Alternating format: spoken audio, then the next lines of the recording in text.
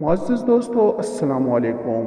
ایک دن شیر شاہ سوری کے سامنے ایک قتل کا مقدمہ پیش ہوا جس میں قاتل کا سراغ نہیں مل رہا تھا۔ یہ قتل اٹاوا یوپی کے کسی علاقے میں ہوا تھا۔ شیر شاہ سوری نے مقدمے کی سماعت کی۔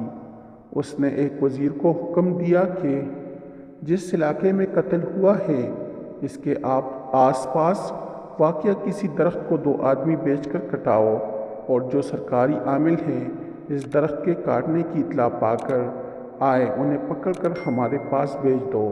وزیر نے شاہی فرمان کے مطابق 2 آدمی درخت کاٹنے کے لیے موقع واردات پر بھیجے۔ وہ ابھی درخت کاٹ ہی رہے تھے کہ علاقے سرکاری عاملوں نے انہیں موقع پر آن پکڑا۔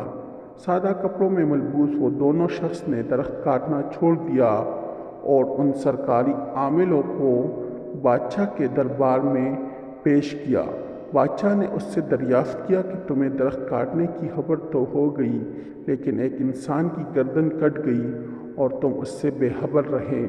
میں اسے تسلیم کرنے کے لیے تیار نہیں۔ 3 دن کے اندر اندر قاتل کو پیش کرو، ورنہ سزا میں تم قتل کر دیے جاؤ گے۔ ان کی جسم پر لرزہ طاری ہو گیا اور تیسرے دن کا سورج ابھی طلوع بھی نہ ہوا تھا کہ قاتل شاہی دربار کے دروازے پر زنجیر و سلاسل میں جکڑے ہوئے حاضر تھے۔